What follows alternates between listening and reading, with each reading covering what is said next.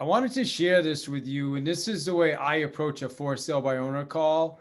I know a lot of agents will approach it from a different perspective of, hey, I may have a buyer. Are you open to buyers? Things like that. My goal is not to do that. I don't want them from the beginning to think that I have a buyer. I don't want to go to their house, try to get in the house under those terms and then do some bait and switch. It's just not how I operate.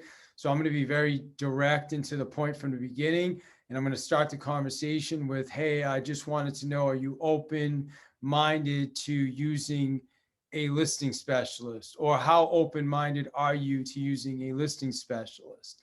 And a way to get into that conversation is first say, hey, I get you're selling yourself, and I'm confident you're probably going to sell it right now because inventory is so low.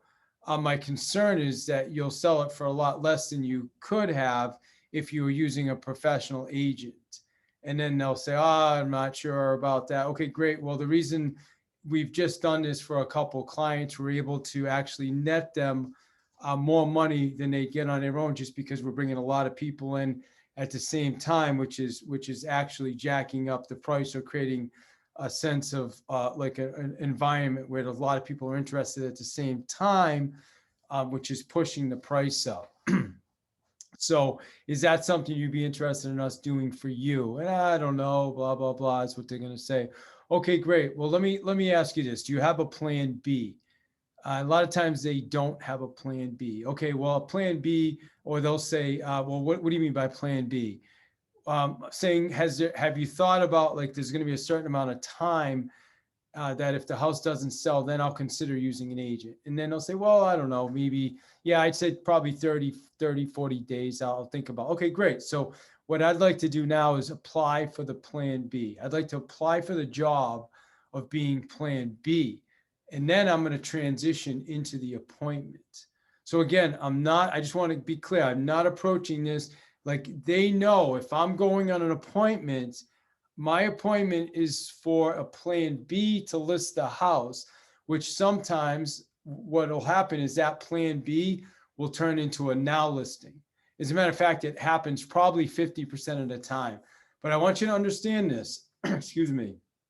When you go in there and they think you're coming over with a buyer and then you try to do a bait and switch, it's not going to be effective. I mean, every once in a while you may get one, but when you're going over there and they know you're coming over to talk to them about a plan B, about listing the house, they're a lot more open-minded now to having that conversation around listing, and they're going to appreciate and respect the fact that you were upfront with them and you are authentic. And I think that's why we win so many listings. So I hope this helps. If you want to learn more about this or learn some of the strategies, or even, excuse me, understand some of the things that we're using to help our clients become more effective at this, feel free to reach out to me. Either email me, david@davidihill.com, or if you're really interested in what our coaching looks like and you're open to hiring a coach, then just go to trycoaching.net and we can jump on a call and see if we are a good fit for each other when it comes to coaching. So thanks for watching this video. I hope you got some nuggets from this today.